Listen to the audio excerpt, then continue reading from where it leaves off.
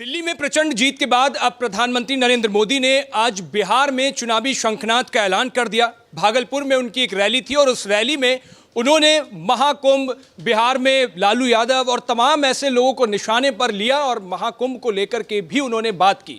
लेकिन सबसे खास बात ये रही कि आज जब उन्होंने भागलपुर में रोड शो किया तो उस रोड शो में उनके साथ मुख्यमंत्री नीतीश कुमार मौजूद थे, प्रधानमंत्री नरेंद्र मोदी उस गाड़ी में एक साथ थे, लेकिन वहां पर बीजेपी के दोनों डिप्टी सीएम नहीं दिखे, यानी विजय सिन्हा और सम्राट चौधरी दोनों नदारद दिखे। हालांकि मंच पर साथ थे। एक दिलचस्प बात और हुई आज जब प्रधानमंत्री नरेंद्र मोदी उस मंच पर थे और अपने भाषण दे रहे थे, तो उस वक्त हर किसी को इंतजार था कि हो सकता है प्रधानमंत्री नरेंद्र मोदी नीतीश कुमार को बड़ा चेहरा बना करके उनके लिए जन समर्थन की अपील कर सकते हैं, लेकिन आखिरी तक ऐसा भी नहीं हुआ।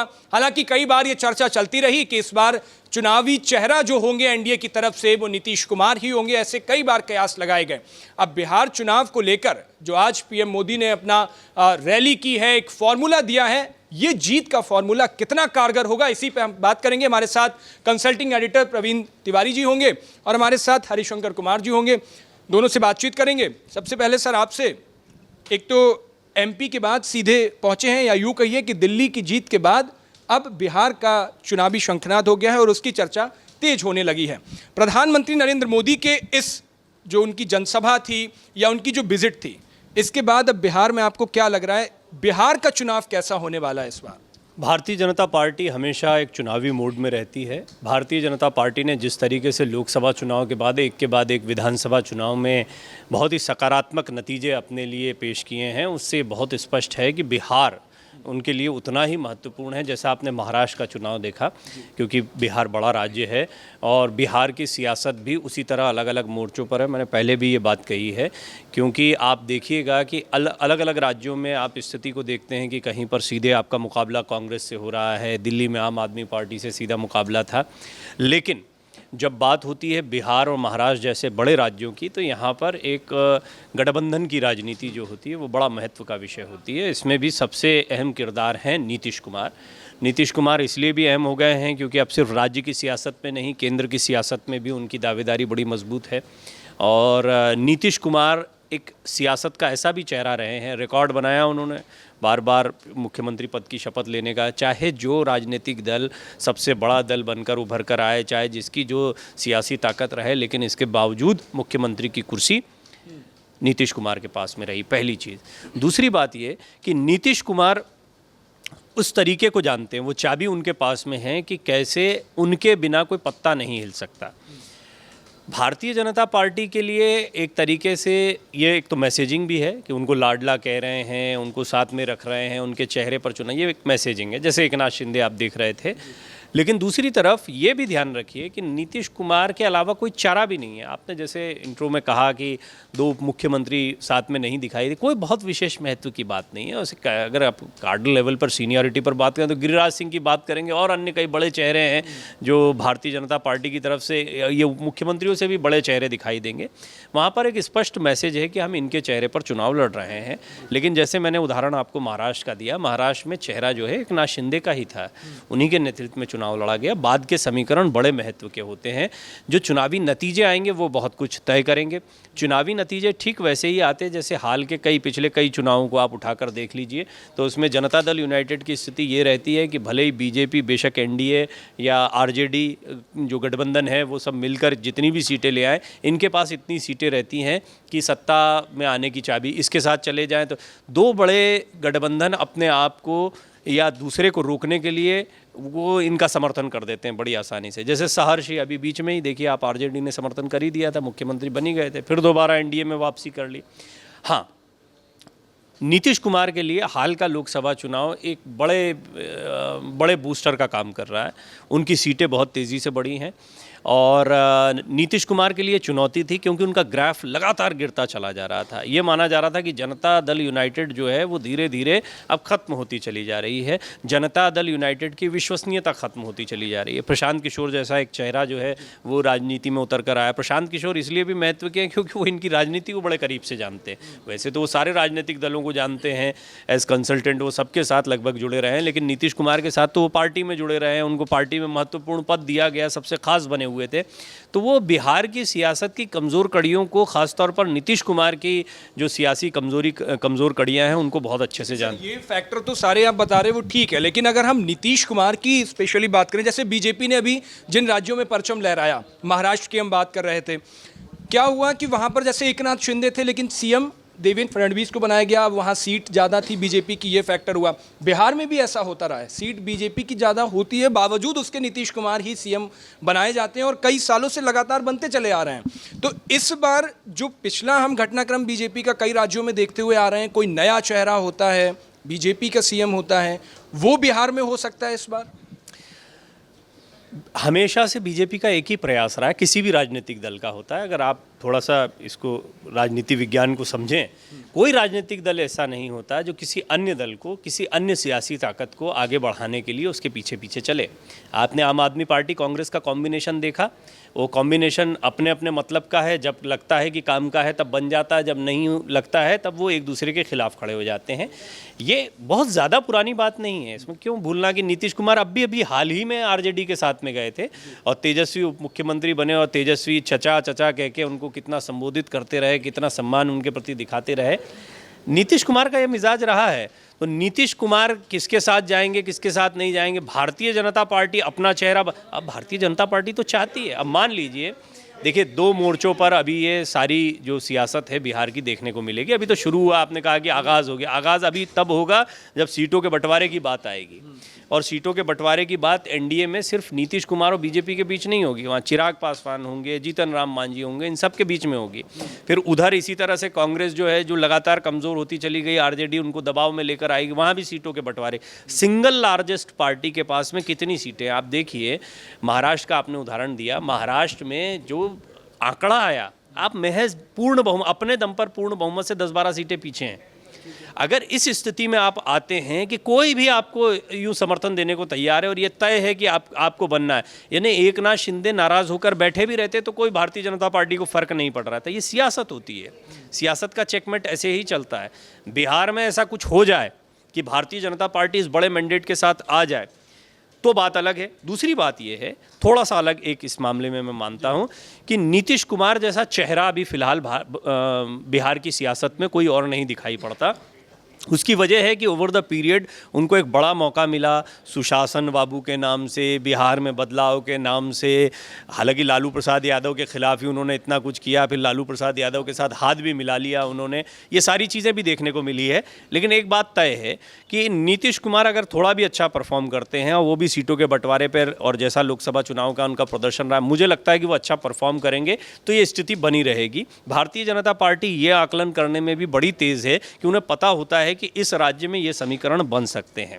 तो उतना खुलकर महाराष्ट्र में नहीं था जितना खुलकर यहाँ पर बिहार में आप चेहरे को सामने रख रहे हैं। नीतीश कुमार को आपने एक तरीके से घोषित ही कर दिया। उसकी वजह यह है कि आने वाले दिनों के समीकरण भी समझ में आते हैं कि हम क्या परफॉर्म कर सकते हैं, नीतीश कुमार क्या परफॉर्म कर सकते हैं, सीटों का क्या बंटवारा। भारतीय जनता पार्टी इस गुणागणित में बहुत सटीक है। उत्तर प्रदेश में अभी महाकुंभ का भव्य आयोजन हुआ। प्रधानमंत्री नरेंद्र मोदी ने भागलपुर के मंच से उस महाकुंभ का भी जिक्र किया, विरोधियों पर कई निशाने लगाए उन्होंने। लालू यादव को भी उनका भी जिक्र किया, चारा चोर और तमाम बातें कही। इन सब फैक्टर से क्या लगता है, महाकुंभ का इम्पैक्ट कुछ बिहार के चुनाव में पड़ेगा? बिल्कुल पड़ेगा, क्योंकि बिहार में अच्छी खासी आबादी जो है महाकुंभ में श्रद्धा आस्था की डुबकी लगा के गई है। दूसरी चीज़ है कि वहाँ पर पिछले चुनाव और इस चुनाव में बहुत ज़्यादा कुछ बदला नहीं है, कुछ चीज़ें अच्छी हुई हैं, लेकिन इस बार जो है, और वहाँ पर एक स्लोगन जो है वो आजकल राजनीतिक गलियारों में है कि जिसके साथ नीतीश कुमार उसी की बिहार में सरकार। मतलब समझ लीजिए बीजेपी के साथ नीतीश कुमार हैं तो एनडीए की ही सरकार बनेगी। दूसरी बात ये कि वहाँ पर महाकुंभ को लेकर चूँकि बिहार जो धरती है वहाँ पर पिंडदान जो है, पितरों की पूजा का सबसे बड़ा वो जगह माना जाता है जहाँ गया जी हैं। चाहे बहुत सारी चीज़ें हैं जो आध्यात्म और इससे जुड़ी रही है, नालंदा की बात होती है, तो आज भी वहाँ पर बहुत सारा क्षेत्र है जहाँ पर पढ़ाई को लेकर के बहुत सारा, और आध्यात्म को लेकर के भी वहाँ लोग लगातार उस पर काम होता है। बहुत सारे जगह पर रिसर्च अभी भी लोग करते हैं इन चीज़ों पे। हालांकि आम तौर पे ये सामने इसलिए नहीं आती कि वो अपनी चीज़ों को बाहर तक ले जाने की कोशिश नहीं करते। तो मेरा ये कहना है कि बिहार की जनता जो है वो अध्यात्म से शुरू से ही जुड़ी रही है, उसका लंबा चौड़ा इतिहास है। तो मुझे लगता है कि इस चुनाव में महाकुंभ का बीजेपी एनडीए को काफ़ी ज़्यादा फ़ायदा होने वाला है। दूसरी बात कि अभी आप लोग चर्चा कर रहे थे कि नीतीश कुमार जो हैं बिहार में इस समय बेदाग नेता हैं और सर्वमान्य नेता हैं। नीतीश कुमार के यहाँ ललन सिंह की भी उतनी ही पहुँच है जितना अशोक चौधरी की पहुँच है। अगर दोपहर में ललन सिंह मिल के जाते हैं तो दोपहर बाद अशोक चौधरी वहाँ पर पहुँच जाते हैं। ये उनके दोनों सबसे खास नेता हैं। उसके अलावा जब दो उप मुख्यमंत्री जो बीजेपी के हैं, सम्राट चौधरी हो गया चाहे सिन्हा जी हो गए, तो ये जाते हैं तो इनको भी वो अच्छे से बात करते हैं, अच्छे से एंटरटेन करते हैं और कोई भी मसला अगर होता है उनके पास तो वो तुरंत समस्या का निपटारा करते हैं। तो नीतीश कुमार सुलझे हुए नेता हैं और इसीलिए अब तक वो जिसके साथ रहे उसकी सरकार बनी है। दूसरा कि बीजेपी भी अभी भी अंदर खाने में हमारी कई लोगों से लगातार बातचीत होती है, तो बीजेपी के नेता अभी भी नहीं चाहते कि उनमें से कोई मतलब अगर आगे चला भी जाए तो नीतीश ही रहे, क्योंकि नीतीश कुमार के पास जाकर के वो अपनी बात मनवा लेते हैं। और दूसरी बात कि अगर नीतीश कुमार साथ में हैं तो वो सत्ता में रहेंगे। अच्छा, अब बात अगर आरजेडी की आप कर रहे हैं तो आरजेडी अभी भी लगातार हर दिन हर पल इस कोशिश में रहती है कि नीतीश कुमार उनके साथ चले आएं। अभी मीसा भारती आज से 6 दिन पहले उन्होंने बड़ा पॉजिटिव संकेत ऐसे दिया जैसे नीतीश कुमार से वो मिल के आई हो, कह रही हैं कि वो आ जाएंगे साथ में। अच्छा, उसके 1 घंटे के बाद तेजस्वी यादव कह रहे हैं कि नहीं ये सब बात कुछ नहीं, हमारी कोई बातचीत नहीं हुई। और ये मतलब परिवार में ये आपस में विचार करके एक आदमी कहता है कि नीतीश कुमार हमारे साथ आ रहे हैं तो दूसरे कहते हैं कि नहीं, हमारी तो कोई बातचीत ही नहीं हुई। तो ये सब पॉलिटिक्स का हिस्सा है। पहले आपस में ये लोग रणनीति बनाते हैं, एक पक्ष की बात करते हैं तो एक नीतीश कुमार के खिलाफ बात करते हैं। तो नीतीश जी ठीक है। एक चीज़ सर मैं और आपसे समझना चाहूँगा, जो चर्चा बहुत ज़रूरी है। बिहार की राजनीति को अगर हम बहुत देखें करीने से तो मुझे लगता है अब वहाँ पर युवा चेहरों की ज़्यादा आप देखिए सामने आ रहे हैं। चाहे आरजेडी में हो तो तेजस्वी के हाथ में कमान है, इधर चिराग पासवान है, मांझी भी लगभग अपने बेटे को कमान सौंप चुके हैं, संतोष उनका बेटा जो है बड़ा एक्टिव दिखता है। लेकिन नीतीश कुमार के साथ ऐसा नहीं है। इधर बीजेपी में भी सम्राट चौधरी और सब यंग चेहरों में आते हैं, लेकिन नीतीश कुमार का बेटा ना भी अभी सक्रिय राजनीति में है और ना वो है। तो युवाओं को लेकर के एक बड़ा मसला शुरू हो गया है और बिहार में यूथ पॉपुलेशन भी बहुत ज़्यादा है, यंग पॉपुलेशन है, यंग वोटर भी इस बार बहुत आएगा। तो वो एक फैक्टर आपको लगता है कि कहीं पे नुकसान करेगा? ये आपका सवाल बड़ा गंभीर है, इस पे कभी फिर से आप चर्चा रखिएगा। ये सवाल सिर्फ यहाँ का नहीं है। जैसे ममता बनर्जी के बाद तृणमूल कांग्रेस का क्या होगा, मायावती के बाद बहुजन समाज पार्टी का क्या होगा, ज्योति बसु नहीं रहे तो फिर वो क्या वामपंथी दल खत्म हो गए, या अटल बिहारी वाजपेयी के बाद बीजेपी का क्या होगा, अभी नरेंद्र मोदी के बाद अगला कौन आएगा।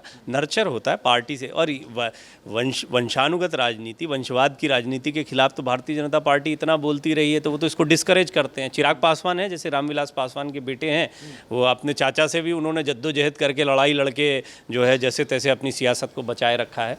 तो आप जो कह रहे हैं वो तो खैर भारतीय जनता पार्टी को यही तो सबसे अच्छा लगता है कि इनके बाद में पार्टी का ही कोई कार्यकर्ता आगे आए। इसलिए भी वो जो कह रहे हैं अभी आपने जो बात, जेडीयू तो फिर क्या होगा? जेडीयू का क्वेश्चन मार्क फिर? नहीं, ऐसा कुछ नहीं होता। कोई पॉलिटिकल पार्टी किसी परिवार, यही तो फिर वही बात है। आपको अगर थोड़ा पीछे जाएंगे और थोड़ा सियासत को और गहराई से समझेंगे तो ऐसा नहीं है कि कांग्रेस गांधी परिवार के बिना नहीं चल रही थी। सीताराम केसरी थे, पीवी नरसिम्हा राव थे, सरकार चली उसके बावजूद। पर ये रहता है कि आपने अभी जो आप बात कर रहे थे, हरिशंकर जी ने जो बात बोली वो महत्व की है। उसमें ये बात है कि काम करवा लेते हैं, अपना काम कहाँ जाके करवा लेते हैं।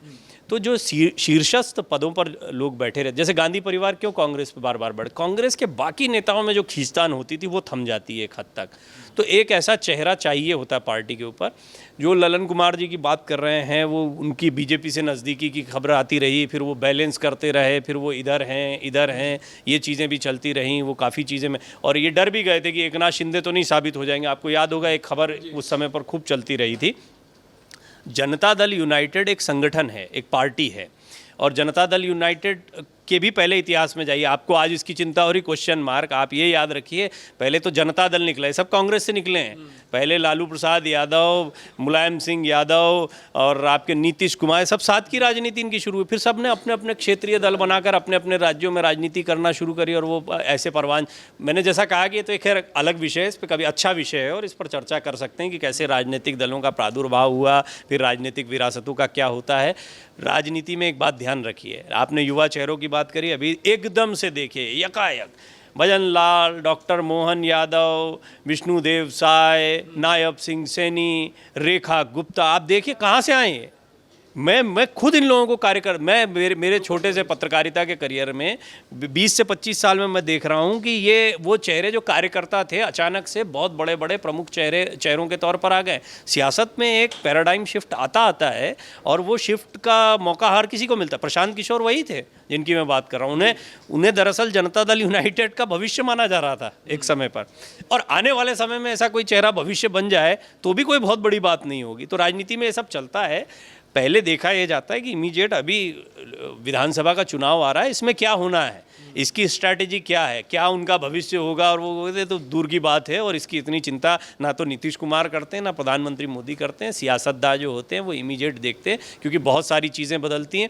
यही प्रधानमंत्री मोदी थे 2014 में जब आए, उससे पहले बहुत सारे लोगों को 2014 का समय याद है, 2009 की लड़ाई नहीं पता है उनको अपने घर में कितनी लड़ाई लड़नी पड़ी थी। लाल कृष्ण आडवाणी के चेहरे पर जब चुनाव लड़ा गया था, UPA 2 दोबारा आ गई थी, तब भी प्रधानमंत्री मोदी का नाम चल रहा था, लेकिन उनकी उस समय वो ताकत नहीं थी, क्योंकि पूरी की पूरी जो बड़ी लॉबी थी उसमें आज के वर्तमान के राजनाथ सिंह भी ले लीजिए, नितिन गडकरी भी ले लीजिए, सुषमा स्वराज हुआ करती थी, डॉक्टर मुरली मनोहर जोशी, और जितने के जितने जो सब मार्गदर्शक मंडल में डाल दिए गए ना, वो सारे लोग थे।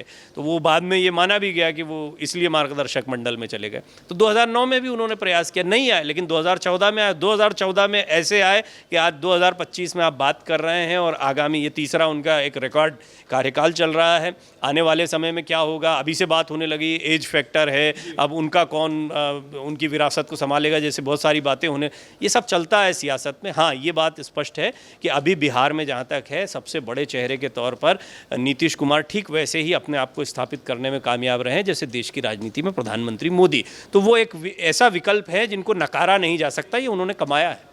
ठीक है, तो कुल मिलाकर के बिहार में जिस तरीके से आज प्रधानमंत्री नरेंद्र मोदी ने अपनी रैली का आगाज किया, और कई चुनावी लगभग उन्होंने शगुफे छोड़े और कई सारे तीर कमान उन्होंने दिए। अब जनता इस पर अलग अलग समझती रहेगी, अलग अलग सच्चाई उस पर होती रहेगी। एक चीज़ मैं जोड़ना चाहूँगा, प्रवीण जी को बुलेटिन में जाना था, निशांत कुमार पर आपने सवाल पूछा है, नीतीश कुमार के बेटे जो पॉलिटिक्स में आएंगे नहीं।